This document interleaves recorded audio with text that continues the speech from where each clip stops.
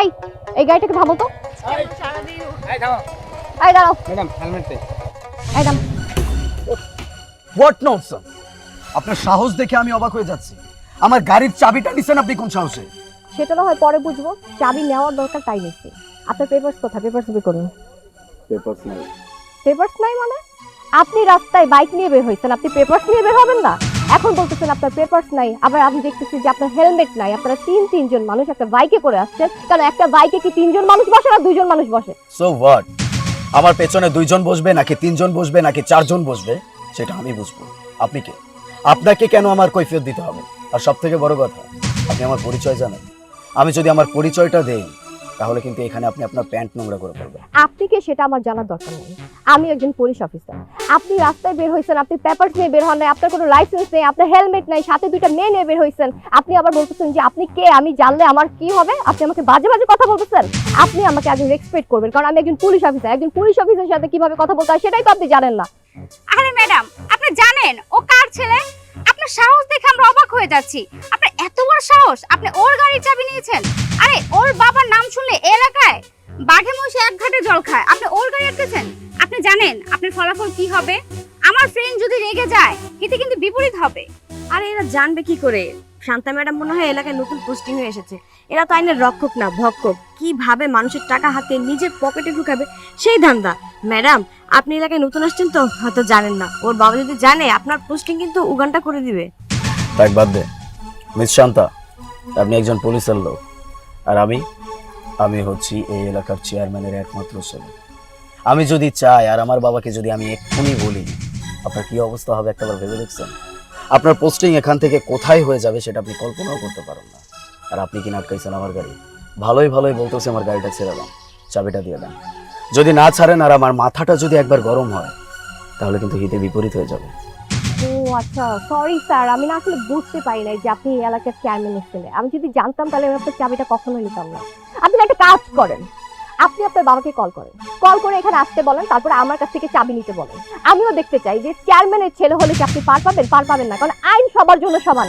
আপনি একে তো কোনো পেপারস নিয়ে বের হননি, তার মধ্যে আবার অন্যায় করেছেন, আবার বড় বড় কথা বলতেছেন।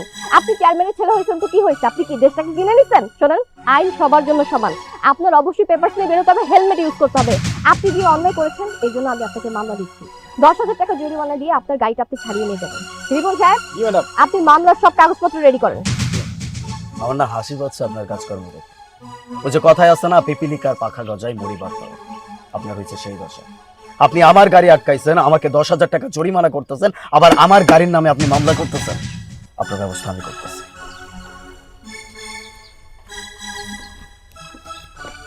হ্যালো বাবা, আমাদের এলাকায় ব্রিজের সামনে একটা পুলিশ অফিসার, মানে লেডি পুলিশ অফিসার আমার গাড়ি আটকাইছে, আমার গাড়ির নামে মামলা করছে, আমাকে 10,000 টাকা জরিমানা করছে। আমি তোমার পরিচয়টাও দিছি, তারপরেও সে আমাকে ছাড়ে না।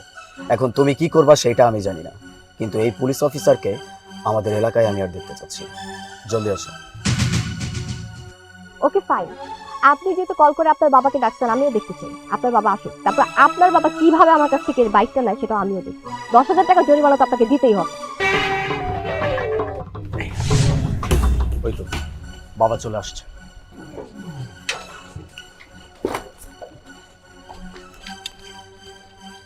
হানিফ, কি হয়েছে? আসসালামু আলাইকুম স্যার। আমি আপনাকে সবকিছু খুলে বলছি। স্যার, আমি আমার ডিউটি পালন করছি, আর আপনার ছেলে বাইক নিয়ে বের হয়েছে। একে তো গাড়ির কোনো কাগজপত্র নিয়ে বের হয়নি, তার মধ্যে নিজের কোনো লাইসেন্স নেই, সাথে 2টা মেয়ে, ওনার কোনো হেলমেট নেই। এই জন্য আমি ওনাকে বলছি যে আপনার বাইকের উপর মামলা হয়েছে, 10,000 টাকা জরিমানা দিয়ে তারপর এখান থেকে যেতে হবে। কিন্তু স্যার, আপনার ছেলে আপনি চেয়ারম্যান বলে আমাকে থ্রেট দিচ্ছে। বাবা, আমি ওনার সাহস দেখে অবাক হয়ে যাচ্ছি। আমার গাড়িটা আটকাইছে, আমি তোমার পরিচয়ও দিছি, তারপরেও সে আমার গাড়ির নামে মামলা করছে, আমাকে 10,000 টাকা জরিমানা করছে। আমি জাস্ট ওনার চেহারাটা দেখতে চাচ্ছি। ওনাকে তুমি কোথায় পাঠাবা সেটা তোমার ব্যাপার, কিন্তু আমাদের এলাকায় আমি আর ওনার চেহারাটা দেখতে চাই না। অফিসার, আমার ছেলে আপনাকে আমার পরিচয় কি দিয়েছিল? জি স্যার। আচ্ছা, দেওয়া সত্ত্বেও আপনি আমার ছেলেকে আটকে রেখেছেন? কি বলবো, আপনি আমার থানাতে নতুন, আপনি কিন্তু আমার সম্বন্ধে কিছুই জানেন না। আমি কিন্তু 20 বছর রানিং চেয়ারম্যান। এখন আমার কথা শুনলে বাঘে মোষে এক জায়গায় কিন্তু জল খায়। অতএব আপনি জানা সত্ত্বেও আমার পরিচয় জেনেও আপনি আমার ছেলেকে হয়রানি করছেন। দেখুন, ভালো ভালো আমি আপনাকে বলছি, আপনি আমার ছেলেকে ছেড়ে দিন। স্যার, আমি ঘটনা বুঝতে পারছি। ম্যাডাম ডিউটি করতে করতে ক্লান্ত, দীর্ঘদিন তার পরিবার নিয়ে চিড়িয়াখানায় ঘুরতে যাওয়ার সুযোগ তার হয় নাই। তার বানর দেখার শখ হয়েছে, তার বুনো হাঁস দেখার শখ হয়েছে, বনের যত প্রজাতি পশু পাখি আছে সেগুলো তার দেখার শখ হয়েছে। চিন্তা করেন না ম্যাডাম, স্যার নিজের হাতে সে দায়িত্ব পালন করেছে। সরি স্যার, আপনার ভুল হচ্ছে। আমি আমার ডিউটি পালন করছি, আর আমার ডিউটি অনুযায়ী আমার কাজ তো আমাকে করতেই হবে। আপনার ছেলে যেটা করেছে, আপনার ছেলে আইন ভঙ্গ করেছে। গাড়ি কোনো কাগজপাতি নেই, তার কোনো হেলমেট নেই, এই জন্য আমি তাকে মামলা দিয়েছি 10,000 টাকা জরিমানা। এখন বাইকটা নিয়ে যদি এখান থেকে যেতে হয় তাহলে অবশ্যই আপনাদেরকে টাকাটা দিতে হবে। অফিসার, ভুলে যাবেন না, আপনি কিন্তু একজন সরকারি কর্মচারী আর আমি কিন্তু জনপ্রতিনিধি। আপনি ভাবতেও পারছেন না যদি আমি অ্যাকশনে যাই আপনাকে আমি কি করতে পারি। জি স্যার, আমি জানি আপনি একজন জনপ্রতিনিধি, কিন্তু আপনি হয়তো ভুলে যাচ্ছেন যে আমি একজন আইনের লোক। স্যার, আমি গভর্নমেন্টের চাকরি করি, আপনার চাকরি না। স্যার, আমাদের একটা রুলস আছে, সবসময় আমাদের রুলসের ভিতরেই চলতে হয়। শুধু আমাকে কেন, গভর্নমেন্টের প্রত্যেকটা লোকেরই রুলসের ভিতরে চলা উচিত। স্যার, আমি আপনার সাথে আর বেশি কথা বলতে চাচ্ছি না। আপনি প্লিজ দয়া করে আপনি জরিমানার টাকাটা দিয়ে আপনার বাইকটা ছাড়িয়ে নিয়ে যাবেন। ও আচ্ছা, জরিমানা দিতে হবে না? আচ্ছা ঠিক আছে, জরিমানাটা আমি দিয়ে দিচ্ছি। আপনি আমার ছেলের গাড়ি ছেড়ে দেন, তারপর আপনাকে কোথায় কিভাবে কি ব্যবস্থা করতে হবে সেটা আমি ভালো করে জানি। জি স্যার, থ্যাংক ইউ। রিপন সাহেব, জি ম্যাডাম। গাড়ি থেকে গিয়ে একটা হেলমেট নিয়ে আসেন, আর হেলমেট এনে ওনাকে দিয়ে দিন।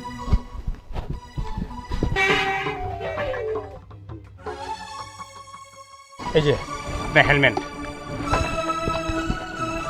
শুনুন মিস্টার, আপনার হয়তো বা আমার প্রতি খুব রাগ হচ্ছে, কিন্তু আমি যা করেছি আপনার ভালোর জন্য করেছি।